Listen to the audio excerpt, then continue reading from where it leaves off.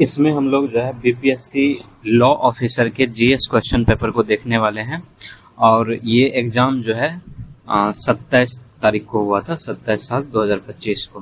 ठीक है, इसको हम लोग शुरू करते हैं। इसमें जो हमारा पहला क्वेश्चन है वो कह रहा है कि निम्नलिखित में से किस राज्य सरकार ने स्कूलों में नामांकन के लिए परमानेंट एजुकेशन नंबर को अनिवार्य कर दिया है।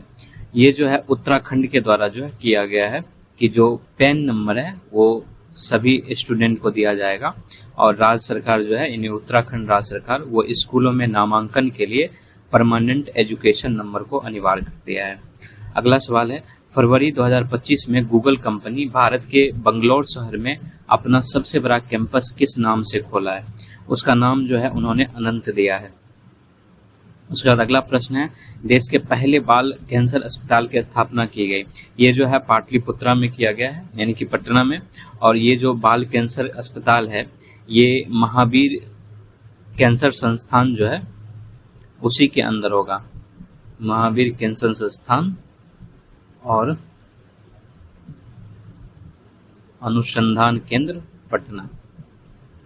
ठीक है, इसी के अंदर जो है देश का पहला बाल कैंसर अस्पताल की स्थापना जो है वो पटना में की गई। उसके बाद अगला है, सर्वाधिक ग्रैंड स्लैम मैच खेलने वाला खिलाड़ी कौन सा है? इसमें जो है जैसे कि राफेल नडाल, इन्होंने 22 जो है ग्रैंड स्लैम मैच खेला है। नोवाक जोकोविच जो है वो 24 खेल के इनको पीछे कर दिया, इसलिए हमारा आंसर जो है डी हो जाएगा। ठीक है, उसके बाद अगला प्रश्न है, बिहार में किस कला के क्षेत्र में 2025 में श्रीमती शारदा सिन्हा मरणोपरांत किस पुरस्कार से सम्मानित किया गया? शारदा सिन्हा को जो है बिहार कोकिला नाम से जाना जाता है इनको, और इनको जो है 1991 में पद्मश्री से सम्मानित किया गया था। 2018 में जो है इनको पद्म भूषण से सम्मानित किया गया, पद्म भूषण से सम्मानित किया गया, और 2025 में जो है इनको पद्म विभूषण से सम्मानित किया गया। तो हमारा आंसर सी हो जाएगा। उसके बाद अगला प्रश्न है, ऑपरेशन डेविड हंट के संदर्भ में सत्य कथन क्या है? यह बांग्लादेश के अंतरिम यूनुस सरकार द्वारा शुरू किया गया। ये बिल्कुल सही है। जो शेख हसीना मतलब यूनुस सरकार से पहले जो वहाँ के प्रधानमंत्री थे शेख हसीना, उनके जो समर्थक हैं उनको उनके तलाश करने के लिए जो है ऑपरेशन डेविड हंट जो है वो यूनिस सरकार के द्वारा चलाया गया है। ठीक है, और ये जो है फरवरी माह में ही चलाया गया था। कहीं कहीं पर जो है ये 24 फरवरी मिलता है, ठीक है, कहीं कहीं पर 8 फरवरी मिलता है, तो इसको भी हम लोग सही मान लेते हैं। दूसरा कह रहा है ये ऑपरेशन शेख हसीना के समर्थकों की तलाश में है। ये बिल्कुल सही है, तो तीनों सही है, तो इसलिए हमारा आंसर डी हो जाएगा उपरोक्त में से सब। उसके बाद अगला प्रश्न है, आईसीसी चैंपियन ट्रॉफी 2025 में मैन ऑफ द सीरीज किस खिलाड़ी को दिया गया? ये जो है रचित रविंद्र को जो है मैन ऑफ द सीरीज दिया गया था। उसके बाद अगला है, विजडन क्रिकेटर्स ऑफ वर्ल्ड 2025 से किसे सम्मानित किया गया? ये जो है जसप्रीत बुमराह और स्मृति मंधाना को जो है सम्मानित किया गया था। उसका अगला प्रश्न है, 11वीं ब्रिक्स पर्यावरण मंत्रियों की बैठक 3 अप्रैल 2025 का आयोजन कहाँ हुआ था? ये जो है ब्रासीलिया में हुआ था, और ये जगह जो है वो ब्राजील में पड़ता है, तो इसका आंसर जो है सी हो जाएगा। उसके बाद हम लोग जो है अपने अगले प्रश्न की तरफ चलते हैं। ठीक है, हम लोग का अगला प्रश्न है, कश्मीर में करेवा मैदान निम्नलिखित में से किसके लिए जाना जाता है? ये करेवा जो है केसर के लिए जाना जाता है, और इसमें जो है मतलब एक भी नहीं है ऑप्शन, तो इसको हम लोग जो है अलग रखते हैं। उसके बाद अगला प्रश्न है, खिचान और मेनार रामसर आर्द्रभूमि क्षेत्र निम्नलिखित में से भारत के किस राज्य से संबंधित है?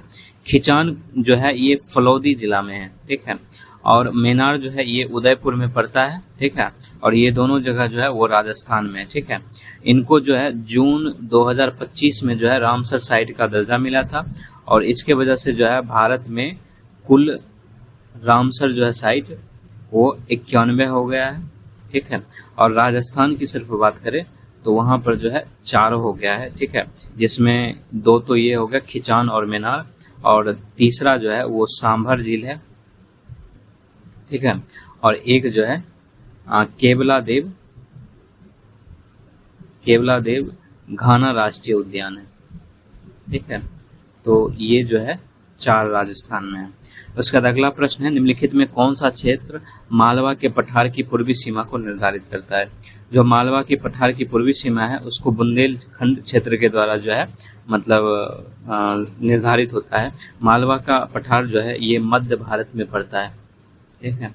और इसकी अगर दक्षिणी सीमा पूछी जाए तो दक्षिण में जो है विंध्य पर्वत है, तो वो इसका निर्धारण करता है, इसलिए हमारा आंसर ए हो जाएगा। उसके बाद अगला प्रश्न है, ब्राह्मणी नदी का निर्माण निम्नलिखित में से किन नदियों के संगम से हुआ? ये ब्राह्मणी नदी जो है ये ओडिशा में है, ठीक है। ये जो है ओडिशा में है, और ओडिशा में भी कहाँ? ये राउरकेला के निकट है, ठीक है, राउरकेला के निकट है। और यहीं पर राउरकेला के निकट जो है ये कोयल और शंख, कहीं कहीं पे इसको जो है सांख भी लिखा रहता है। इन दो नदियों के मिलने से जो है इसका निर्माण होता है। और कोयल में भी जो है ये दक्षिणी कोयल के मिलने से बनता है, ठीक है, दक्षिणी कोयल के मिलने से बनता है, ठीक है, इसलिए हमारा आंसर डी हो जाएगा। उसके बाद अगला प्रश्न है, निम्नलिखित में से किस स्थान का वार्षिक तापांतर सबसे अधिक है? ठीक है, वार्षिक तापांतर कहने का मतलब है कि जो सबसे गर्म महीना है, ठीक है, सबसे गर्म महीने का, ठीक है, औसत तापमान और सबसे ठंडे महीने का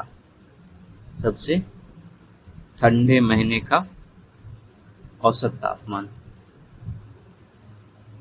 ठीक है, के बीच का अंतर जो है वो वार्षिक तापांतर कहलाता है। और ये जो है नई दिल्ली में हम लोगों को सबसे अधिक देखने को मिलता है, क्योंकि यहाँ पर ठंड भी बहुत ज्यादा रहती है और गर्मी भी बहुत ज्यादा पड़ता है, ठीक है। कोच्चि, मुंबई और बेंगलुरु नहीं होगा, नई दिल्ली आंसर होगा। उसका अगला प्रश्न है, जनपाओ पहाड़ियों से निम्नलिखित में से कौन सी नदी निकलती है? तो यहाँ से जो है चंबल नदी निकलती है, इसलिए इसका आंसर डी हो जाएगा। अगला प्रश्न है, निम्नलिखित में से कौन सा विकल्प भारत में खारी और क्षारीय मिट्टियों का प्रतिनिधित्व करता है? तो वो जो है थूर है, ठीक है। थूर जो है वो भारत में खारी और क्षारीय मिट्टी का प्रतिनिधित्व करता है, ठीक है। अब अगला जो है मिलान करने वाला है, नीति दर्रा जो है ये अरुणाचल प्रदेश में पड़ता है, सॉरी ये उत्तराखंड में पड़ता है, ठीक है। रोहतांग दर्रा जो है ये हिमाचल प्रदेश में पड़ता है। लाखा पानी दर्रा जो है ये अरुणाचल प्रदेश में पड़ता है। और खुनजरेब दर्रा जो है ये लद्दाख में पड़ता है, ठीक है। यानी 4, 3, 1, 2 और हमारा आंसर जो है 4, 3, 1, 2 यानी कि ए नंबर आंसर हो जाएगा, ठीक है। उसके बाद हम लोग जो है अपने अगले प्रश्न की तरफ चलते हैं, ठीक है। उसके बाद बोल रहा है कि युद्ध का प्रारंभ मनुष्यों के मस्तिष्क में होता है, किस ग्रंथ में उल्लेखित है? ये जो है अथर्ववेद में उल्लेखित है और इसमें जो है एक शांति सूक्त, ठीक है, शांति सूक्त है। इसी में जो है कहा गया कि युद्ध का प्रारंभ मनुष्य के मस्तिष्क में होता है, इसी ग्रंथ में उल्लेखित है। उसका अगला प्रश्न पूछा है, रस चिकित्सा का आविष्कार किसने किया? तो रस चिकित्सा का आविष्कार जो है नागार्जुन के द्वारा किया गया था, ठीक है। और इनको जो है रसायन विज्ञान का जनक भी कहा जाता है। तो वहीं से जो है इन्होंने रस चिकित्सा पर एक सिद्धांत लिखा था, तो नागार्जुन जो है इसका आंसर हो जाएगा। उसका अगला प्रश्न है, किस अभिलेख में अशोक बुद्ध धर्म और संघ के प्रति विश्वास प्रकट करता है? ठीक है, यानी कि जो बौद्ध धर्म का त्रिरत्न है उसके प्रति अशोक जो है किसमें विश्वास प्रकट करता है? वो जो है भाबरू लघुशिला लेख है। उसका अगला प्रश्न है, पल्लव वंश का अंतिम शासक कौन था? तो पल्लव वंश का अंतिम शासक जो है अपराजित बर्मन था और इसको जो है चोल राजा जो है, ठीक है, आदित्य प्रथम इसके द्वारा जो है पराजित किया गया था और इसी से जो है पल्लव वंश समाप्त हो गया था, इसलिए हमारा आंसर जो है इसका डी हो जाएगा।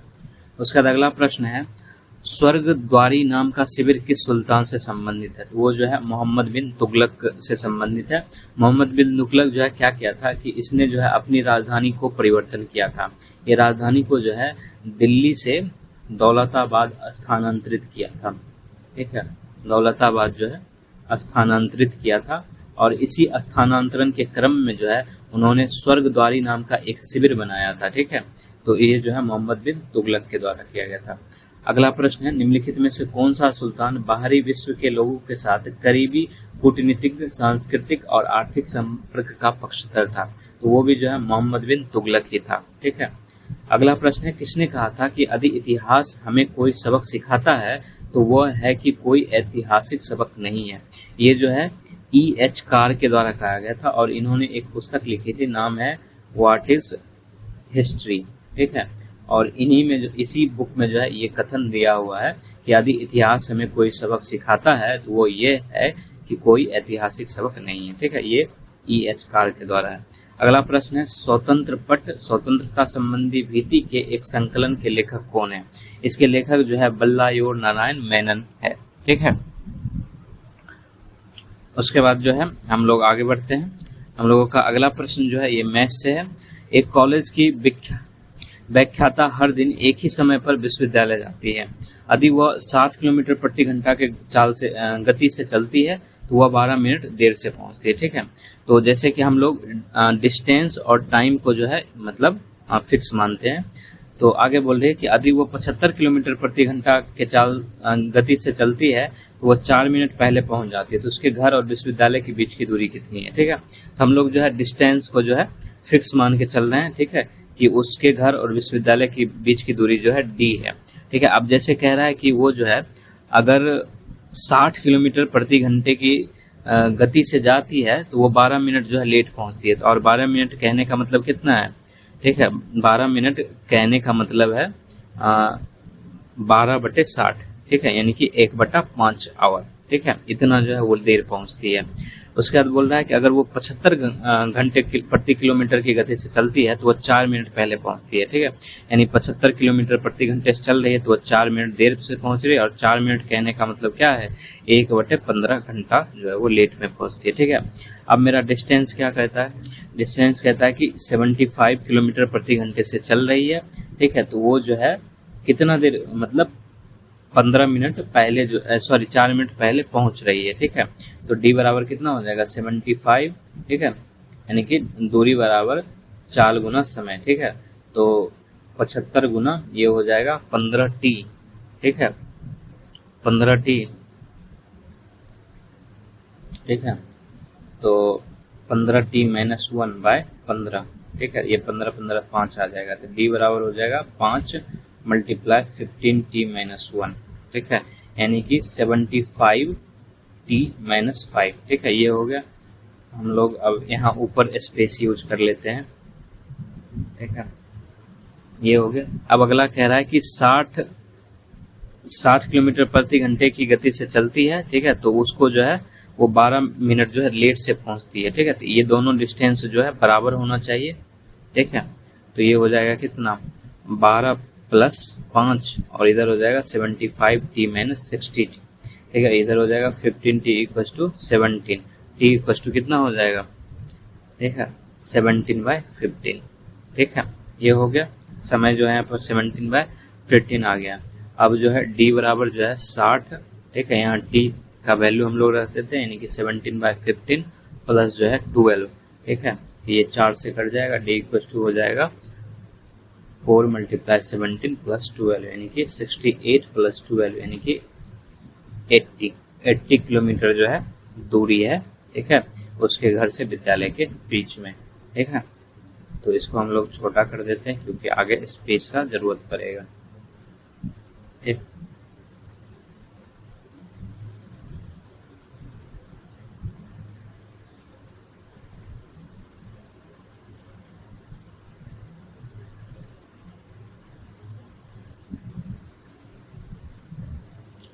उसके बाद हम लोग आगे बढ़ते हैं। हम लोगों का अगला प्रश्न कह रहा है 2 स्थानों के बीच की दूरी जो है वो 15 किलोमीटर है। ठीक है, और एक नक्शे का अनुपात जो है 1:30,000 है। ठीक है, तो नक्शे पर 2 स्थानों के बीच की दूरी सेंटीमीटर में कितनी होगी? अब जैसे कि 1 किलोमीटर बराबर कितना होता है? 1000 मीटर हो जाता है, और 1 मीटर बराबर कितना हो जाता है? 100 सेंटीमीटर हो जाता है। इसलिए 1 किलोमीटर बराबर क्या होगा? 1000 × 100। ठीक है, यानी कि 1 पर जो है 5 जीरो होना चाहिए। ठीक है, ठीक है, इतना सेंटीमीटर हो गया। अब बोल रहा है यहाँ पर 15 किलोमीटर है। ठीक है, 15 किलोमीटर कितना सेंटीमीटर में हो जाएगा? 15 पर जो है 5 गो जीरो होगा। ठीक है, इतना सेंटीमीटर हो गया। अब बोल रहा है कि ये 1:30,000 में है। ठीक है, नक्शे का अनुपात, यानी कि 15 पर जो है 5 जीरो / 30,000। ठीक है, इसको हम लोग कट कर लेते हैं। 3 जीरो यहाँ कट गया, 1 जीरो यहाँ, यानी 50। ठीक है, यानी 50 सेंटीमीटर होगा। ठीक है, आंसर हो जाएगा बी नंबर। ठीक, अगला प्रश्न पूछ रहा है, ठीक है, कि मतलब संख्याओं का औसत क्या है, यानी माध्य, एवरेज, औसत, ये सारे एक ही होते हैं। इसको हम लोग जोड़ेंगे तो ये लगभग जो है जोड़ने के बाद 25,550 आता है, और संख्या कितना है, 3, 3, 6, 3, 9, 1, 10। ठीक है, तो ये 10 संख्या है, इसको हम लोग कट करेंगे तो 2555 आएगा, जिसका आंसर बी हो जाएगा। ठीक है, अगला प्रश्न है कि 1287 को एक पूर्ण वर्ग बनाने के लिए इसे न्यूनतम संख्या से गुना करें। ठीक है, तो अगर हम लोग 1287 को लिखते हैं, इसको 3 गुना 429 लिख सकते हैं। ठीक है, 27, 6, 2, 8 और 12। ठीक है, ये हो गया। और 429 को कैसे लिख सकते हैं, 3 गुना 3 गुना 143 लिख सकते हैं। ठीक है, ये तो हो जाएगा 3 का स्क्वायर हो जाएगा। ठीक है, 429 को हम लोग 3 गुना 143 लिख सकते हैं। ठीक है, ये 3 का स्क्वायर हो जाएगा, और 143 को हम लोग जो है 11 मल्टीप्लाई 13 लिख सकते हैं। ठीक है, अब ये तो स्क्वायर में है, यानी इन दोनों का भी स्क्वायर होना चाहिए, यानी एक तो 11 हो जाएगा इसको स्क्वायर बनाने के लिए, और एक 13 को स्क्वायर बनाने के लिए एक 13 और होगा, तो ये जो है 143 होगा, यानी आंसर जो है बी नंबर हो जाएगा। ठीक है, उसके बाद अगला प्रश्न है, यदि A B C D E 3 के 5 क्रमागत गुणज हैं, यानी कॉन्जुगेटिव मल्टीपल्स हैं, तो उनका औसत क्या होगा। यानी कि a इक्वल टू जो है 3 हम लोग मान लेते हैं, b इक्वल टू जो है 6, c इज टू 9। ठीक है, और d इक्वल टू जो है 12 हो जाएगा, और e इक्वल टू जो है 15 हो जाएगा, इसको मान लेते हैं। अब बोल रहा है इनका औसत क्या होगा, अगर हम लोग सबको जोड़ दें, ठीक है, तो 9, 9, 18, 18 जो है ये 30 और 45 हो जाएगा, 45 बाय जो है 5 आ जाएगा, यानी कि 15 हो जाएगा। ठीक है, और 15 को हम लोग क्या लिख सकते हैं, 15 को हम लोग लिख सकते हैं 5 मल्टीप्लाई 3।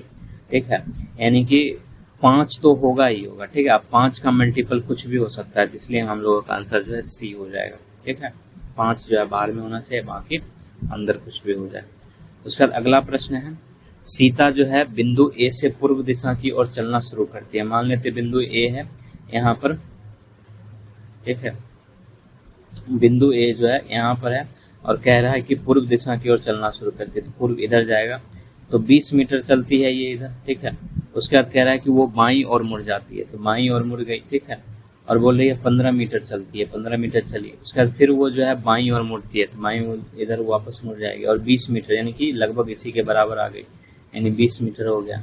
फिर अंत में वो दाईं मुड़ती है, तो दाईं ऊपर की ओर जाएगी और 10 मीटर चलेगी। ठीक है, कह रहा है कि वो ए बिंदु से किस दिशा में है, तो ए बिंदु से जो है ये उत्तर दिशा में लगभग जो है 25 किलोमीटर के बराबर है। हमसे सिर्फ ये पूछ रहा था, यानी आंसर उत्तर हो जाएगा। ठीक है, अगला प्रश्न है, एक मोबाइल फोन की मूल कीमत जो है 32,000 रुपए है, पहले उस पर 15% की छूट दी जाती है, यानी कि 32,000 पर जो है 15% का छूट दिया गया, यानी कि आ गया कितना, हाँ ये आ जाएगा 15 दूना 30। ठीक है, और ये 4800 हो जाएगा। ठीक है, और फिर उसके बाद जो है 32,000 पे 15% का छूट दिया गया, जिसको हम लोग माइनस करेंगे। ठीक है, तो आ जाएगा कितना, 27,000 एंड 00। ठीक है, 2। ठीक है, 200। ठीक, इतना ही आएगा ना, 0, 0, 8, 2, 10, बाकी 1, यानी कि 32,000 में से हम लोग जो है 4800 माइनस करेंगे। ठीक है, यानी 2700, 200 ही आएगा, 27,200। ठीक है, उसके बाद अगला क्या कह रहा है कि 10% की वृद्धि कर दी जाती है फिर। ठीक है, यानी कि 27,200 पर जो है 10% का वृद्धि हुआ। ठीक है, यानी कि जो है 2,720 हुआ। ठीक है, अब जो है 27,200 प्लस 2720, ठीक है, ये कितना हो जाएगा, 29,920। ठीक है, तो आंसर हो जाएगा हमारा सी। ठीक, उसका अगला प्रश्न है, दो व्यक्ति XY किसी कार्य को क्रमशः 4 दिन 8 दिन में कर सकते हैं। ठीक है, दोनों ने एक साथ कार्य शुरू किया, लेकिन 2 दिन बाद। अब जैसे कि उसका हो जाएगा एक दिन का 1/4 और एक दिन का 1/8, और दोनों जो है दोनों का 2 + 1/8 यानी कि 3/8 हो जाएगा। ठीक है, 2 दिन काम किया दोनों एक साथ।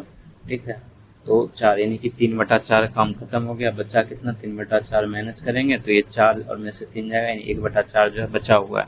अब कह रहा है कि 2 दिन बाद X ने काम छोड़ दिया और शेष काम जो है Y अकेले पूरा किया, तो 1/4 जो है y करेगा तो वो उसका कैपेसिटी 1/8 का है, ठीक है। तो बाय में 1/8 जाएगा तो ऊपर आ जाएगा, यानी कि 2, यानी कि 2 दिन इसको लगा। अब पूछ रहा है क्या कि कार्य कुल कितने दिनों में था। यहाँ पे कुल शब्द का प्रयोग है तो सिर्फ y का नहीं देखेंगे हम लोग, y का 2 तो है ही, साथ में x जो है यहाँ 2 दिन पहले ही कर चुका है, ठीक है। तो आंसर हो जाएगा 2 + 2 यानी कि 4 दिन हो जाएगा, ठीक है। तो आंसर सी हो जाएगा, ठीक। उसके बाद हम लोगों का अगला प्रश्न है, बोल रहा है कि एक दादी की उम्र वर्षों में उतनी ही है जितनी उनकी पोती की उम्र है, ठीक है, महीनों में, ठीक है। तो दादी का उम्र पोती की उम्र के बराबर है लेकिन महीना में। तो हम लोग अगर इसके मंथ को साल में बदलेंगे तो p/12 हो जाएगा, यानी कहने का मतलब d जो है वो p/12 के बराबर है, ठीक है, बराबर है।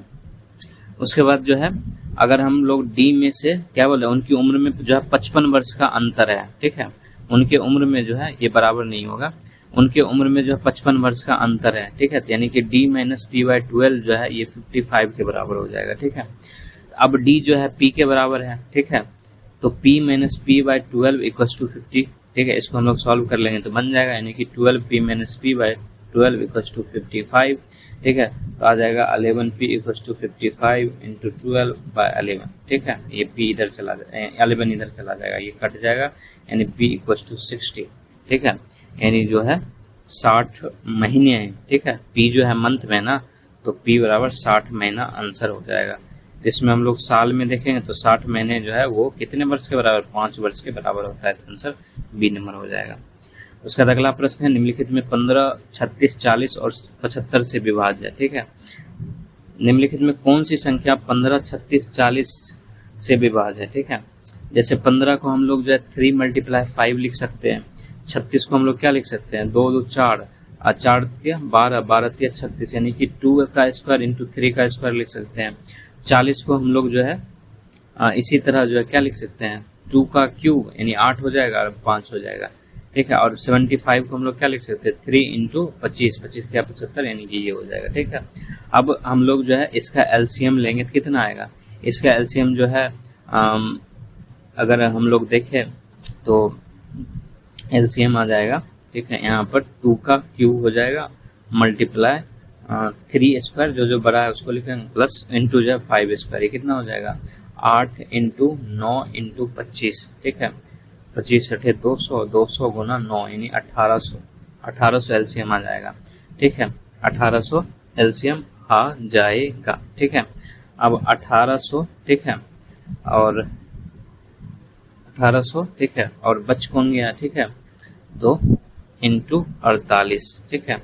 ये कितने के बराबर हो जाएगा, ठीक है, ये 86,400 के बराबर हो जाएगा, तो आंसर सी हो जाएगा, ठीक है। उसके बाद अगला प्रश्न है कि 150 रुपये प्रति दर्जन की दर से संतरे बेचने पर अनी को, ठीक है, 25% हानि होती है, 20% का लाभ पाने के लिए उन्हें किस दर से बेचना होगा, ठीक है। अब ये सिंपल सा सवाल है, ठीक है। अगर हम लोग जो है 100 मान के चले, 25% का हानि हो रहा है, ठीक है, तो यानी 75% हो गया इधर, सीपी बराबर हो जाएगा 150 बाय, ठीक है, यानी कि इसको 75/100 यानी कि 0.75, यहाँ 0.75 हो जाएगा, ठीक है। और इसको हम लोग काटेंगे तो 100 ऊपर जाएगा, 25 या 75, 25 चौके, और ये जो है 50 हो जाएगा, यानी कि 200 रुपये जो है प्रति दर्जन हो गया, ठीक है।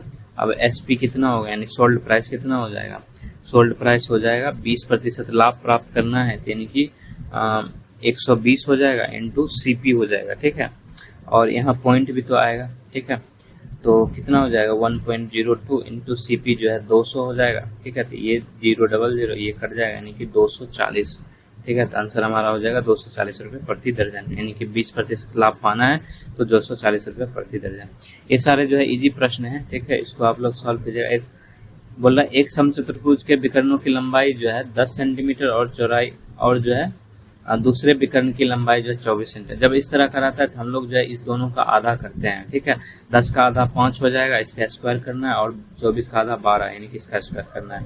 ये हो जाएगा 25 + 144, ठीक है, ये हो जाएगा कितना 169, ठीक है। और 169 किसका होता है, 13 का होता है, ठीक है। उसके बाद पूछ रहा है परिमाप, परिमाप जो है चतुर्भुज का चारों साइड का योग होना चाहिए, ठीक है। 13 13 है तो 4 गुना कर देंगे, यानी 52 सेंटीमीटर आंसर आ जाएगा, ठीक है। उसका बाद अगला प्रश्न है 140 मीटर लंबी रेलगाड़ी 60 किलोमीटर प्रति घंटा की चाल से जा रही है और एक कुत्ता उसी दिशा में रेलगाड़ी के समांतर 18 किलोमीटर प्रति घंटा की चाल से दौड़ रहा है। ठीक है, तो रेलगाड़ी कुत्ते को पार कर लेगी। ठीक है, तो कब पार कर लेगी? ठीक है, तो अब जैसे कि 60 किलोमीटर प्रति घंटा से चल रहा है तो उसमें जो है कुत्ता ये 18 किलोमीटर प्रति घंटा से जो है ये माइनस हो जाएगा, तो ओवरऑल हो जाएगा 42 किलोमीटर प्रति घंटा। ठीक है, और 42 किलोमीटर प्रति घंटा को हम लोग जो है मीटर सेकेंड में बदलेंगे। ठीक है, तो ये हो जाएगा कितना? 2 से 21, 2 से 9, ठीक है, 3 से 7, 3 से 3, यानी कि 35/3 मीटर पर सेकेंड हो जाएगा। ठीक है, अब बोला 140 मीटर लंबा है तो 140, ठीक है, डिवाइड बाय 35/3। ठीक है, तो 140 मल्टीप्लाई 3/35। ठीक है, अगर हम लोग जो है 7 से काटे तो ये 20 हो जाएगा, 7 दूना 14, 20 हो जाएगा और ये 5 हो जाएगा, यानी कि 5 से फिर काटे 4 हो जाएगा। ठीक है, यानी कि 12 सेकेंड में जो है वो पार कर जाएगा। ठीक है, तो आंसर सी हो जाएगा। उसका अगला प्रश्न है, ठीक है, नीचे दिए गए श्रेणी में एक्स वाई का मान निकालना है। 5 2 7, 2 9, 9 2 11, ठीक है, 11 2 13, यानी एक्स बराबर जो है ये तो 13 हो गया, यानी ये और ये आंसर नहीं होगा। अगला क्षेत्रीय 18, 18 18 3 54, 54 3 162 और y बराबर जो है क्या हो जाएगा 162 इंटू 3, यानी कि 6 और 48। ठीक है, यानी कि 13 और 486, यानी बी नंबर आंसर हो जाएगा। उसका अगला प्रश्न है, ठीक है, बोल रहा है कि एक घड़ी सुबह 5 बजे, ठीक 5 बजे सेट की जाती है और यह घड़ी 24 घंटे में 10 मिनट आगे बढ़ जाती है। ठीक है, जब दूसरे दिन घड़ी 10 बजे पूर्वाह्न इंगित करती है तो सही समय क्या हो? तो पहले तो हम लोग 5 बजे से 10 बजे तक देखते हैं, तो 5 बजे जो है सुबह सेट किया गया, तो 12 घंटा में 7 घंटा उधर हो गया प्लस 12 घंटा हो गया और अगले दिन सुबह में 10 बजे। ठीक है, तो ये टोटल कितना हो गया 22 प्लस 29 घंटा हो गया। अब जो है 24 घंटे में जो है ये 10 मिनट आगे बढ़ रहा है, 1 घंटे में जो है ये 10/24 आगे बढ़ेगा और 29 में क्या होगा 10/24 मल्टीप्लाई 29। ठीक है, 2 से काटे 5, 2 से 12 आ जाएगा। ठीक है, तो ये जो है 9 × 45 बाकी 4, 10 4 14/12, यानी कि ये आ जाएगा 1। ठीक है, और 25 12 पॉइंट, ठीक है, 0 रहेगा। ठीक है, तो ये जो है मतलब 12 मिनट के आसपास जो है वो मतलब आगे बढ़ेगा। तो और सही समय हमको 10 दिखा रहा है, तो 10 में 12 हम लोग माइनस करेंगे। ठीक है, तो अगर 10 बजे में से हम लोग 12 मिनट माइनस कर देते हैं तो वो आ जाएगा कितना 9 घंटा 48 मिनट आ जाएगा। ठीक है, तो हमारा आंसर डी हो जाएगा 9 घंटा 48 मिनट। ठीक है, अब हम लोगों का जो है यहाँ से इंग्लिश का शुरू होता है। ठीक है, इसको हम लोग देखते हैं। ऊपर कह रहा है डायरेक्शन दिया है 41 और 42 के लिए। ठीक है, below each of the following word in capital letter, जो भी कैपिटल लेटर में लिखा हुआ है 3 पॉसिबल सब्स्टिट्यूट आर गिवन, इसके 3 जो है पॉसिबल सब्स्टिट्यूट जो है दिए हुए हैं। Choose the word which is nearest in the meaning to the words. ठीक है, जो इसके सबसे नजदीक है उसको चूज करना है। ठीक है, given in the capital letters indicate your response on the answer sheet. ठीक है, तो ये कह रहा है। ठीक, तो हम लोग जो इसको पहले इधर से शुरू कर लेते हैं। ठीक है, उसको लास्ट में हम लोग देखेंगे। ठीक, यहाँ से जो है 47 से 48 के लिए डायरेक्शन दिया है। Below each of the following underlined items and phrase the possible substitute word और give group of words are given, select one which is most nearly same to the given item and phrase. ठीक है, तो इसको हम लोग करके फिर back में उसको करेंगे। Once in a blue moon. ठीक है, वंस ए ब्लू मून करने का मतलब क्या है कि समथिंग हैपन वेरी इनफ्रीक्वेंटली या रेयरली। ठीक है, इसका अर्थ होता है कि कुछ ऐसा जो कभी कभार होता हो। ठीक है, something happens very in frequently, ठीक है, या फिर रेयरली। ठीक, रेयरली। ठीक है, तो हम लोग इसके लिए जो है एडम और फ्रो चूज करना है। ठीक है, जिसका जो है same to the given words. ठीक है, तो रेयरली जो है इसका आंसर हो जाएगा। ठीक है, फ्रीक्वेंटली भी इसका आंसर होगा। ठीक है, ठीक, तो वेरी फ्रीक्वेंटली होना चाहिए। ठीक है, फ्रीक्वेंटली नहीं वेरी फ्रीक्वेंटली, तो आंसर जो है रेयरली होगा। उसके बाद अगला है बाय लीप्स एंड बाउंड्स, ठीक है, इसका अर्थ होता है समथिंग दैट प्रोग्रेस, ठीक है, समथिंग दैट प्रोग्रेस, ठीक है, या फिर इसका अर्थ हो जाएगा इंक्रीजेज वेरी क्विकली, ठीक है, जो मतलब तुरंत बढ़ रहा है, एंड सब्सिस्टेंशियल, ठीक है। तो इसका आंसर क्या होगा? इसका आंसर पहला हो जाएगा रैपिडली एंड सिग्निफिकेंटली, ठीक है, ये नहीं होगा, ये नहीं होगा, ये ग्रेजुअली मतलब धीरे धीरे जो बढ़ रहा है, लेकिन ये नहीं होगा, तो इसलिए आंसर जो है हो जाएगा ए नंबर, ठीक है।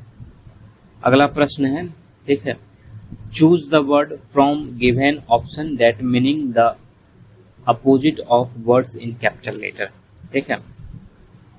तो है स्कार्स, ठीक है, इसका अर्थ होता है इनसुफिशिएंट, इनसुफिशिएंट फॉर द डिमांड, ठीक है, और रेयर, ठीक है। तो आंसर जो है इसका नहीं, रेयर जो है इसका साइनोनिम हो जाएगा, हम लोगों को जो है अपोजिट ढूंढना है, ठीक है, ऊपर में अपोजिट कह रहा है, ठीक, ऊपर में अपोजिट कह रहा है, ठीक है, तो ये जो है इसका साइनोनिम्स है, ठीक, तो ये तो होगा नहीं। अबेंडेड हो सकता है क्योंकि इसका मतलब होता है प्रेजेंट इन लार्ज क्वांटिटीज, ठीक है, तो ये हो सकता है, ठीक है, क्योंकि यहाँ पर जो है इनसुफिशिएंट यानी कम है, ठीक है, ये ज्यादा संख्या में, तो ये इसका अपोजिट हो सकता है। इनसुफिशिएंट जो है ये इसका मतलब होता है नॉट इनफ, ठीक है, तो ये भी नहीं होगा, ये भी साइनोनिम्स है, ठीक है, आंसर हमारा बी हो जाएगा। उसके बाद अगला है मेलिफियसस, ठीक है, इसका अर्थ होता है स्वीट, स्वीट साउंडिंग, ठीक है, स्वीट साउंडिंग, या फिर इसको हम लोग कह सकते हैं प्लीजेंट टू हेयर, मतलब जो सुनने में अच्छा लगे, ठीक है, प्लीजेंट टू हेयर, ठीक है। तो जैसे प्लीजेंट है, ये भी साइनोनिम्स हो जाएगा, ये नहीं होगा, इसका खुद ही अर्थ जो है मेलिफ्लिशियस हो जाएगा, ठीक है, तो ये नहीं होगा। हारमोनियस का भी अर्थ यही होता है, ठीक है, डिस्कॉर्डेंट हो जाएगा, इसका मतलब ह्रास होता है, ठीक है, या फिर जो है क्लैशिंग, ठीक है, मतलब साउंड का जो टकराहट होता है वो हो जाएगा, तो आंसर सी हो जाएगा, ठीक है, ठीक। उसके बाद हम लोग आगे बढ़ते हैं, ठीक है। अगला है तूफान आने की शुरुआत में बैरोमीटर की रीडिंग में क्या होता है? जब तूफान आता है तो उस समय जो है जो वायु दाब है, ठीक है, वो नीचे चला जाता है, ठीक है, और जब बैरोमीटर क्या मापता है, ठीक है, वो वायु दाब मापता है, तो जब वायु दाब नीचे जाएगा तो बैरोमीटर का भी रीडिंग जो है वो नीचे गिर जाएगा, ठीक है, तो हमारा आंसर क्या होगा? रीडिंग जो है धीरे धीरे बढ़ेगा नहीं, रीडिंग गिरना एकदम से शुरू हो जाएगा, तो आंसर बी हो जाएगा, ठीक है। अगला प्रश्न है जब एक सुई को धीरे से पानी की सतह पर रखा जाता है तो वो तैरती रहती है, ठीक है, ऐसा होता है, ठीक है, ऐसा क्यों होता है? तो सतही तनाव से होता है, उसे तैरने में सहायक होता है। अगला प्रश्न है धूप के चश्मे में क्रूक्स ग्लास का उपयोग किया जाता है, इसमें क्योंकि इसमें पाया जाता है, देखो क्रूक्स ग्लास है जो सूर्य से निकलने वाली परावैगनिक किरण है, ठीक है, उसका अवशोषण करती है, ठीक है, उसका अवशोषण करती है, और जो सीरियम ऑक्साइड है ये भी जो है अवशोषण के लिए जिम्मेदार है, तो आंसर जो है डी हो जाएगा।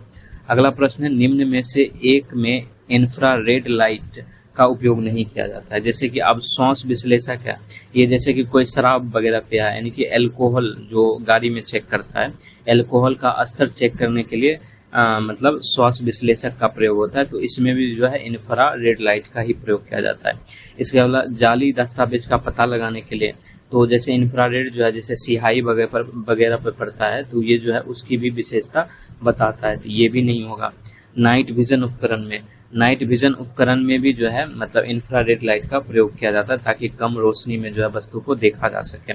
पौधे को गर्म रखने के ग्रीन हाउस में जो है नहीं प्रयोग होता है, इसलिए हमारा आंसर जो है डी हो जाएगा।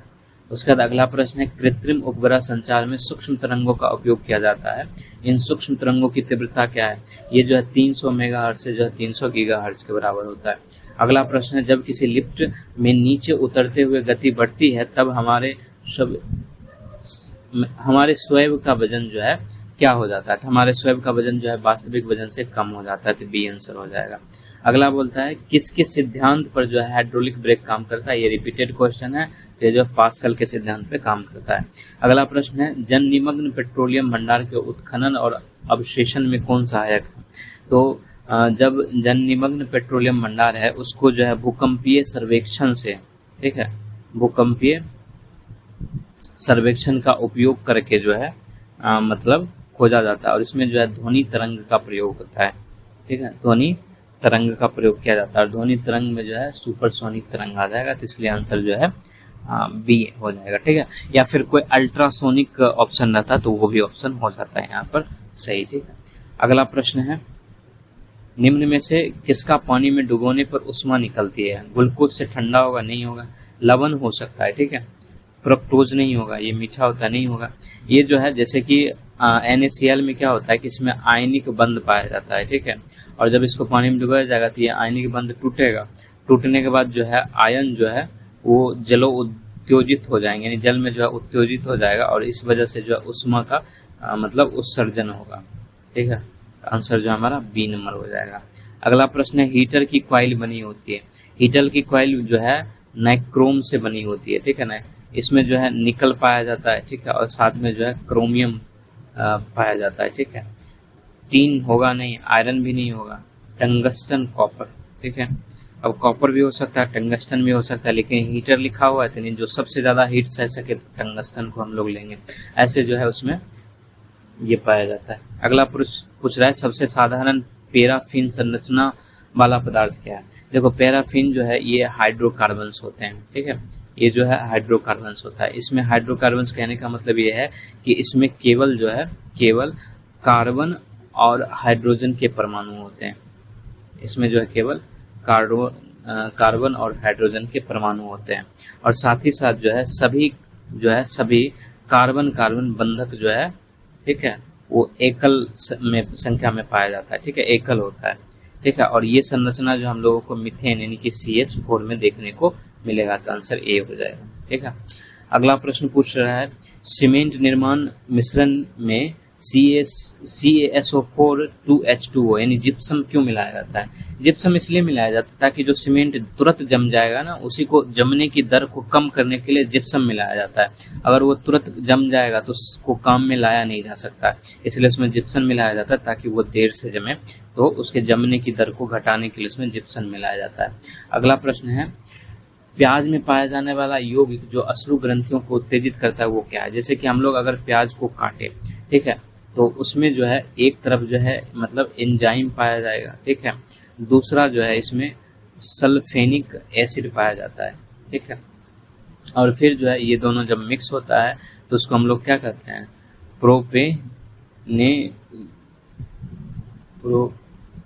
प्रोपेनेथिलियल कहा जाता है, ठीक है। ये ऑक्साइड के फॉर्म में रहता है, ठीक है।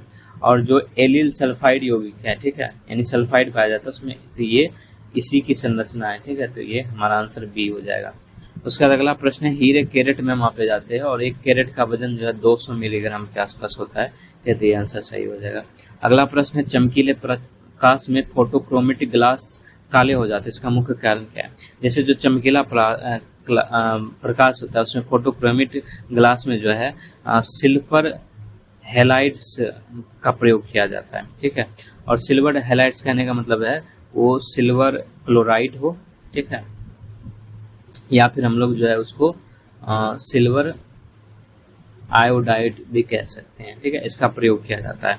अब इस पे जो है जब पाराबैंगनिक प्रकाश पड़ता है, ठीक है, पाराबैंगनिक प्रकाश पड़ता है तो ये जो है जो यौगिक ऊपर लिखा है ये यौगिक जो है टूटने लगता है, और टूटता है तब जो है चांदी का जो है कण बन जाता है, क्योंकि सारे सिल्वर ही हैं, ठीक है, चांदी का कण बन जाता है, और यही का चांदी का कण जो है उस ग्लास को काला कर देगा, ठीक है। फिर यही प्रक्रिया जो है मतलब उल्टा हो जाएगा, जब प्रकाश कम होगा, ठीक है, तो वो बंद जाएगा, ठीक है। तो इसी वजह से जो है इसमें सिल्वर आयोडाइड का प्रयोग किया जाता है। अगर सिल्वर क्लोराइड रहता है तो वो भी सही होता है, ये क्रोमाइड नहीं होगा, सल्फेट भी नहीं होगा, नाइट्रेट भी नहीं, तो सी आंसर होगा, ठीक है। उसका अगला प्रश्न बोला है थायरोक्सिन एक आयोडीन से परिपूर्ण कार्बनिक पदार्थ है जो मुख्य रूप से पाया जाता है। थायरोक्सिन में जो है इसमें हार्मोन, ये एक प्रकार का हार्मोन है, ठीक है, जो थायराइड ग्रंथि में पाया जाता है। जैसे कि थायराइड, जैसे भोजन से हम लोग जब लोग आयोडीन लेते हैं तो वो T4 और T3 का निर्माण करता है। ठीक है, T4 कहने का मतलब थायरोरेक्सिन, ठीक है, और T3 जो है ट्राआयोडोथायरोसिन कहा जाता है। ये सारे जो है प्रक्रिया थायराइड ग्रंथि में होता है। ठीक है, जो थायरोक्सिन है, ठीक है, जिसको T4 कहा जाता है, वो एक आयोडीन से परिपूर्ण कार्बनिक पदार्थ होता है और ये मुख्य रूप से थायराइड ग्रंथि में पाया जाता है। उसका अगला प्रश्न है, आंत्रज्वार या मियादी बुखार पैदा होता है। सबसे पहले आंत्रज्वार को जो हम लोग टाइफाइड कहते हैं। ठीक है, इसको टाइफाइड बुखार कहा जाता है। ठीक है, और ये जो है जीवाणु से पैदा होता है। अगर पूछा जाता है किस जीवाणु से पैदा होता है तो ये जो है साल्मोनेला, ठीक है, साल्मोनेला टाइफी से मतलब होता है। ठीक है, और ये साल्मोना टाइफी जो है ये दूषित भोजन हो गया, ठीक है, या फिर हम लोग पानी कह सकते हैं, उसमें पाया जाता है। ठीक है, इसलिए इसका आंसर जीवाणु हो जाएगा। ठीक है, उसका पूछ रहा है असूचि या प्रत्यक्ष, ये असूचि नहीं, असूत्री या प्रत्यक्ष कोशिका विभाजन मुख्य रूप से पाया जाता है। तो जो इसको जो है इंग्लिश में एमिटोसिस कहा जाता है। तो एमिटोसिस में जो है केंद्र का सीधा विभाजन होता है। ठीक है, केंद्र का विभाजन जो है सीधे तौर पे होता है। ठीक है, वो भी जो है बिना गुणसूत्र के विभाजन के। ठीक है, इसमें जो है गुणसूत्रों का विभाजन नहीं होता है। ठीक है, और ये जो है जीवाणु में हम लोगों को देखने को मिलता है। साथ ही साथ जो है जो नीले हरे शैवाल हैं, ठीक है, उसमें हम लोगों को देखने को मिलता है। तो ये जो है प्रोकैरियोटिक आंसर हो जाएगा बी नंबर। उसका अगला प्रश्न है, होलोजोइक पोषण किसकी विशेषता है। होलोजोइक जो है ये एक प्रकार का पोषण है। इसमें क्या होता है, जीव जो है वो ठोस खाद्य कणों को ग्रहण करता है। ठीक है, अब जैसे कि हम लोग भी जो है ठोस खाद्य कणों को ही ग्रहण करते हैं। ठीक है, और फिर उसका जो है आंतरिक रूप से पाचन होता है। ठीक है, तो ये जो है मनुष्य भी करता है, जंतु भी करता है और अमीबा भी करता है। ठीक है, तो इसमें मनुष्य रहता तो मनुष्य होता, पौधा नहीं करता, जीवाणु नहीं, माइक्रोप्लाज्मा नहीं। ठीक है, तो जंतु आंसर हो जाएगा। अगर अमीबा रहता तो वो भी आंसर होता, मनुष्य रहता तो वो भी होता। ठीक है, तो इसमें सिर्फ अभी जंतु है, यानी क्योंकि जानवर भी जो है मतलब होलोजोइक पोषण ही करता है, इसलिए आंसर हमारा ए हो जाएगा।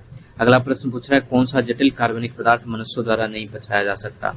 तो सेलुलोज जो है नहीं पचाया जा सकता, क्योंकि इसमें जो एंजाइम पचाने के लिए चाहिए, इस एंजाइम की कमी जो है मनुष्य के शरीर में पाया जाता है। अगला बोल रहा है, एक एटीपी 7.6 किलो कैलोरी ऊर्जा उत्पन्न करता है, तो एक व्यक्ति जिसे 2800 किलो कैलोरी ऊर्जा चाहिए तो कितनी एटीपी की आवश्यकता पड़े। सिंपल सा है, जो है 2800 बाई जो है 7.6 हो जाएगा, ये पॉइंट जो है यहाँ चला जाएगा।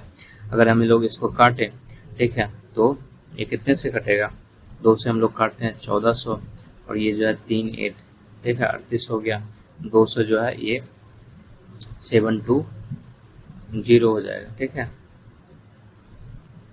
714, ठीक है 700 हो जाएगा। ठीक है, और ये जो है 19 हो जाएगा। ठीक है, तो ये जो है मतलब पॉइंट में आएगा, और ये जो है 68.4 के आसपास आएगा।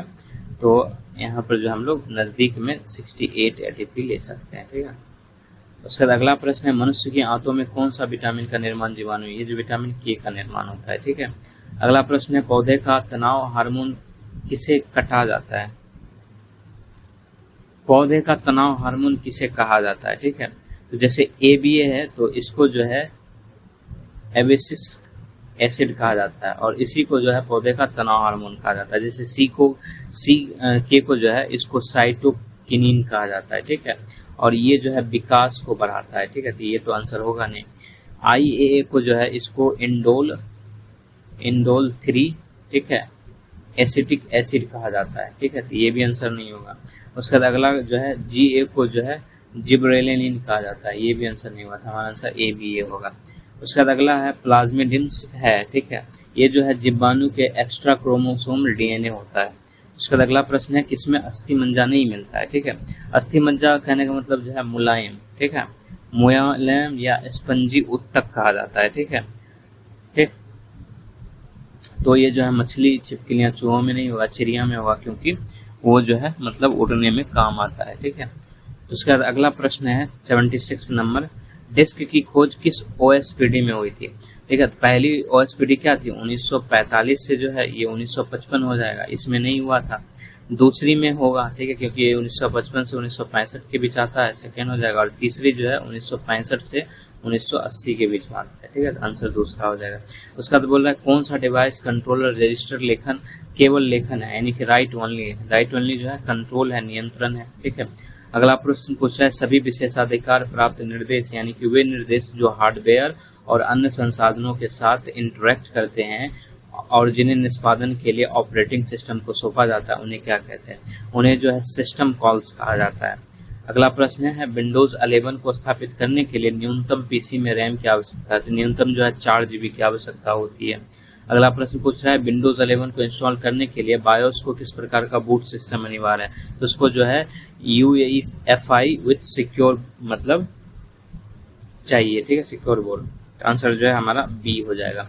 अगला प्रश्न है माइक्रोसॉफ्ट एक्सेल में चयनित क्षेत्र में छिपी हुई पंक्तियों को पुनः दिखाने के लिए शॉर्टकट कुंजी क्या है, तो ये जो है कंट्रोल प्लस शिफ्ट होगा, यानी कि आंसर जो है हम लोगों का ये नहीं होगा, ये भी नहीं होगा, ये भी नहीं होगा, ये आ जाएगा। ठीक है, आंसर बी हो जाएगा। उसके बाद अगला प्रश्न बोला है माइक्रोसॉफ्ट एक्सेल में चयनित कोशिकाओं पर आउटलाइन बॉर्डर लागू करने के लिए जो है ये जो है एंड का प्रयोग होता है, कंट्रोल प्लस शिफ्ट एंड। अगला प्रश्न है माइक्रोसॉफ्ट एक्सेल में घंटे और मिनट के साथ AM या PM सहित प्रारूप लागू करने के लिए शॉर्टकट कुंजी जो है ये कंट्रोल प्लस शिफ्ट @ हो जाएगा। अगला प्रश्न पूछ रहा है माइक्रोसॉफ्ट एक्सेल में अंतिम कमांड या क्रिया को दोहराने के लिए शॉर्टकट कुंजी क्या है? ठीक है, तो ये शॉर्टकट कुंजी जो है रीडो हो जाएगा, यानी कि आंसर कंट्रोल प्लस Y हो जाएगा। ठीक है, इसको अंडो कहते हैं। अगला प्रश्न है विंडोज 11 में डिफॉल्ट वेब ब्राउजर कौन सा है, तो डिफॉल्ट वेब ब्राउजर जो है वो माइक्रोसॉफ्ट एज है। ठीक है, ठीक। उसके बाद हम लोग अगले प्रश्न की तरफ चलते हैं। अगला प्रश्न पूछ रहा है एक तरफ लेयर है, दूसरा तरफ पता दिया हुआ है। ठीक है, डाटा लिंक लेयर, ठीक है, ये लिंक पता है। ठीक है, नेटवर्क लेयर जो है ये लॉजिकल पता होता है। ट्रांसपोर्ट लेयर जो है ये पोर्ट नंबर होता है और एप्लीकेशन लेयर जो है ये नाम होता है। ठीक है, तो 2 3 4 1 2 3 4 1 यानी डी नंबर आंसर होगा। अगला पूछ रहा है एक क्लास लेस यानी कि CD पता जो है ये इतना दिया गया है, तो नेटवर्क में पतों की संख्या कैसे होगी? जैसे कि ये शुरू का जो है, ठीक है, ये जो शुरू का रहता है 27 लीटर, ये जो है रिजर्व रहता है यानी आरक्षित रहता है, यानी कि जो पहला 27 बिट है, ठीक है, ये जो है नेटवर्क एड्रेस के लिए, ठीक है, नेटवर्क एड्रेस के लिए जो है आरक्षित रहता है।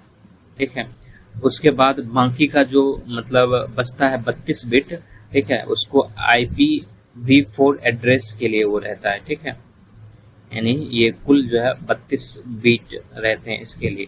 ठीक है, अब पूछ रहा है हम लोगों का क्या नेटवर्क के पतों की संख्या। ठीक है, तो 32 - 27 कितना हो जाएगा, यानी 5 बिट्स जो है इसका आंसर हो जाएगा। ठीक है, 5 बिट्स इसका आंसर हो जाएगा। और उसके बाद पूछ रहा है क्या कि पतों की संख्या कितनी है, तो पतों की कुल संख्या जो है, ठीक है, वो 2 है। ठीक है, तो 2 to the power 5 हो जाएगा, तो आंसर कितना हो जाएगा 32। ठीक है, आंसर बी हो जाएगा। ठीक, उसके बाद अगला प्रश्न है एक तरफ पोर्ट नंबर है, दूसरी तरफ प्रोटोकॉल दिया हुआ है। 20 जो है ये FTPB का रहता है, FTP का रहता है। 23 जो है ये टेलनेट का रहता है। ठीक है, 25 जो है ये SMTP का रहता है। ठीक है, 4 हो जाएगा। और 53 जो है ये DNS का रहता है, ये यानी 2 3 4 1 2 3 4 1 डी नंबर आंसर हो जाएगा। ठीक है, अगला प्रश्न पूछ रहा है राउटर एक लेयर डैश डिवाइस होता है। राउटर जो है अगर ये OS मॉडल वाला है, ठीक है, OS मॉडल वाला है, तब जाके यहाँ पर जो है जो मॉडल लेयर है, ठीक है, मॉडल लेयर है वो 3 नेटवर्किंग लेयर में होगा, तो आंसर 3 हो जाएगा। उसका अगला पूछ रहा है माइक्रोसॉफ्ट वर्ड की निम्नलिखित में से कौन सी विशेषता आपको दोहराए जाने वाले कार्यों को स्वचालित करने की अनुमति देता है, जैसे कि फॉर्मेटिंग या मानक पाठ सम्मिलित करना, और आप इसे कैसे बनाएंगे। ठीक है, तो जैसे मैकोज है, ठीक है, यही होगा आंसर, क्योंकि ये जो है MS वर्ड में जो है, ठीक है, दोहराने जाने वाले कार्य हो सकते हैं। ठीक है, तो आंसर जो है यही हो जाएगा। अगला प्रश्न है आपके पास एक दस्तावेज है जिसे टीम के साथ सहयोगात्मक संपादन के लिए साझा करना है, बिना मूल स्वरूपन बदले। माइक्रोसॉफ्ट वर्ड की कौन सी विशेषता आप बदलाव, ट्रैक और टिप्पणियों से जोड़ने के लिए उपयोग करेंगे, और आप यह कैसे सुनिश्चित करेंगे कि अंतिम दस्तावेज सभी इनपुट को मर्ज कर दें। ठीक है, ये जो है टेक्स्ट चेंज और कमेंट में जाके होगा, ठीक है। वहाँ पे जो है बदलाव को हम लोग मतलब कंफर्म कर सकते हैं या फिर नहीं भी कर सकते हैं, ठीक है। आंसर जो है ये हो जाएगा। उसका अगला प्रश्न है, ठीक है, वर्तमान स्लाइड से स्लाइड शो प्रारंभ करने की शॉर्टकट कुंजी क्या है? ये शिफ्ट प्लस F5 है, ठीक है। और F5 का उपयोग जो है स्लाइड शो जो है उसको शुरुआत करने के लिए किया जाता है। F5 नहीं होगा, शिफ्ट प्लस F5 होगा, ठीक है, क्योंकि प्रारंभ करने की, ठीक है, प्रारंभ करने की जो है अगर मतलब वर्तमान स्लाइड से स्लाइड शो प्रारंभ करने के लिए हम लोग को शिफ्ट प्लस F5 दबाना पड़ता है, ठीक है। उसका अगला प्रश्न है, पावर पॉइंट में स्लाइड मास्टर अनुभाग का उपयोग किसके लिए किया जाता है? इसका जो है सभी स्लाइड को एक साथ संपादित करने के लिए किया जाता है। अगला प्रश्न है, आप एक कारपोरेट प्रेजेंटेशन तैयार कर रहे हैं जिसमें प्रत्येक स्लाइड को एक विशेष ब्रांडिंग गाइडलाइन का पालन करना है, जिसमें कंपनी का लोगो, फॉन्ट शैली और फुटर टेक्स्ट शामिल है। यह सुनिश्चित करने के लिए सभी स्लाइडों में एक रूपता बनी रहे और यदि भविष्य में ब्रांडिंग बदले तो उसे आसानी से अपडेट किया जा सके। आपको कौन सी सुविधा का उपयोग करना चाहिए और क्यों? इसमें जो हम लोग स्लाइड मास्टर का उपयोग करना है और सभी स्लाइड प्रकारों के लिए लेआउट और लोगों को फुटर निर्धारित करना है। अगला प्रश्न है, किसी वस्तु को स्लाइड पर प्रकट कराने के लिए कौन सी एनिमेशन प्रकार उपयुक्त होती है? वो जो है एंट्रांस उपयुक्त होता है, ठीक है, वो जो है एंट्रांस उपयुक्त होता है। अगला प्रश्न है, पावर पॉइंट में चार्ट जोड़ने का विकल्प किस टैब में आता है? तो वो जो है इंसर्ट में आता है, ठीक है। अगला प्रश्न है, ईमेल में बीसीसी फील्ड का मुख्य उद्देश्य क्या है? बीसीसी फील्ड को जो है ब्लाइंड कार्बन कॉपी कहते हैं, ठीक है, इसको जो है ब्लाइंड कार्बन कॉपी कहा जाता है, ठीक है। और इसमें क्या होता है कि जब आप किसी ईमेल को कई प्राप्तकर्ताओं को भेजते हैं और आप नहीं चाहते हैं कि वो एक दूसरे के ईमेल पते देखें, ठीक है, तो हम लोग जो है वहाँ पर बीसीसी फील्ड का उपयोग करते हैं, ठीक है। उसको जो है जो उन प्राप्त करता है उसको बीसीसी फील्ड से जोड़ देते हैं, ठीक है। तो हमारा आंसर हो जाएगा प्राप्तकर्ताओं से छुपाकर ईमेल भेजना। अगला प्रश्न है, निम्नलिखित में से कौन सा प्रोटोकॉल उपयोगकर्ता को सर्वर से ईमेल पढ़ने की सुविधा देता है जबकि ईमेल सर्वर पे ही रहते हैं, ठीक है। तो इसका आंसर हो जाएगा IMAP यानी कि इंटरनेट, ठीक है, मैसेज एक्सेस, ठीक है, प्रोटोकॉल, ठीक है। अगला प्रश्न है, वेब पर सुरक्षित ब्राउजिंग सुनिश्चित करने के लिए निम्नलिखित में से कौन सा विकल्प उपयोग किया जाता है? उसके लिए जो है HTTP का उपयोग किया जाता है, hyper text transfer protocol secure का उपयोग किया जाता है। अगला प्रश्न है, यदि ब्राउजर किसी सुरक्षित वेब को लोड नहीं कर पा रहा है और सर्टिफिकेट एरर दिखा रहा है तो इसका क्या तात्पर्य है? उसका तात्पर्य ये है कि जो ब्राउजर जो वेबसाइट का SL प्रमाण पत्र है वो या तो खत्म हो चुका है या अमान्य हो चुका है। तो आंसर जो है B हो जाएगा, ठीक है। अब हम लोग का जो सवाल बचा है, ठीक है, वो इंग्लिश का हम लोगों ने छोड़ा था पीछे, ठीक, और वो जो है क्वेश्चन 51 के आसपास था, नहीं 41 के आसपास था, उसको हम लोग सॉल्व करेंगे।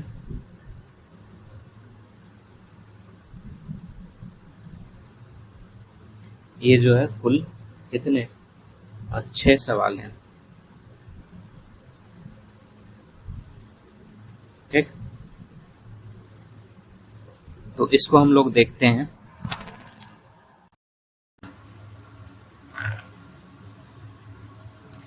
यहाँ पे हमारा जो 41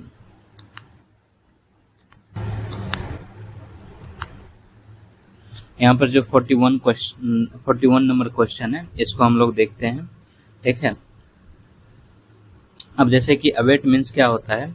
इसका मतलब होता है टू मेक समथिंग लेस, ठीक है, to make something less intense, ठीक है, और वाइड स्प्रेड, ठीक है, ये इसका मतलब होता है, ठीक है। जैसे इंक्रीज तो ये तो ज्यादा हो जाएगा, डिले ज्यादा हो जाएगा, यानी लेसन हो जाएगा, ठीक है।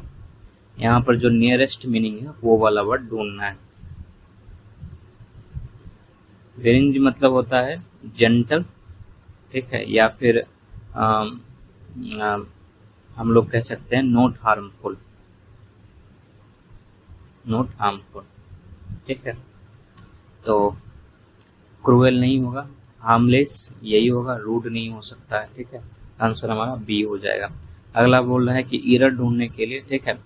इसमें पहला क्वेश्चन है, ठीक है, she is one of the girl who have won the award.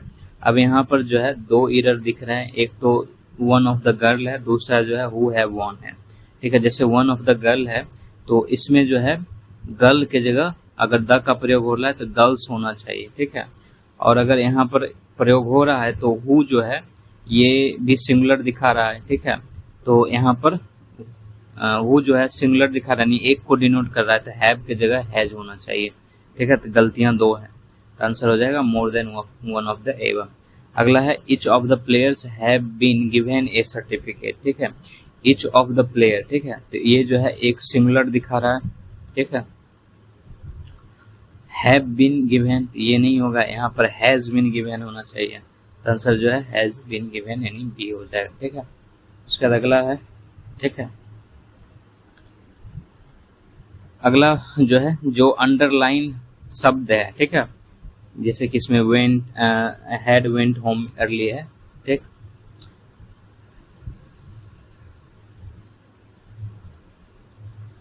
उसके जो है तीन जो है पॉसिबल सब्स्टिट्यूट दिए हुए हैं, ठीक है, ठीक। तो हम लोग देखते हैं इसके, the teacher was surprised that the student had went home early, ठीक है। अब जैसे कि पहले ऑप्शन को हम ले, ठीक है, जैसे कि यहीं पे हम लोग पहले देखते हैं, जैसे कि यहाँ पर हैड वेंट होम अर्ली, ठीक है। और अगर वेंट जैसे यहाँ पर दिया है, वेंट होना नहीं चाहिए, जैसे कि अगर जो पास्ट पार्टिसिपल जिसको कहा जाता है वो अगर हम लोग गो का देखें तो वो जो है गोन हो जाता है, ठीक है, वेंट नहीं होता है। तो पहली चीज वेंट तो होना नहीं चाहिए, ठीक है, उसके जगह गो का प्रयोग होगा, यानी कि आंसर क्या आ जाएगा, हैड गोन होम अर्ली, ठीक है, तो आंसर ए हो जाएगा। उसके बाद जो है अगला प्रश्न है, the documents must be signed by you and my self. यहाँ पर माई सेल्फ गलत है, ठीक है, क्योंकि माई सेल्फ जो है तब प्रयोग होता है जब सब्जेक्ट, ठीक है, और ऑब्जेक्ट, ठीक है, the subject object of the verb are same, ठीक है, वहां पर जो है माई सेल्फ का प्रयोग होता है, ठीक है। तो यहाँ पर जो है मी का प्रयोग होगा, तो इसका भी आंसर ए आ जाएगा, ठीक है। तो ये जो है हम लोगों का बीपीएससी के लॉ ऑफिसर के जीएस का क्वेश्चन था, ठीक है। ये 27/7/2025 को एग्जाम हुआ था, इसको हम लोगों ने देखा, इसमें जो है लगभग 100 सवाल थे, ठीक है। एक सवाल जो है वो रिपीटेड आया था, ठीक है, बाकी सब सवाल जो है अच्छे थे। तो इसमें हम लोग जो है यहीं तक रखते हैं।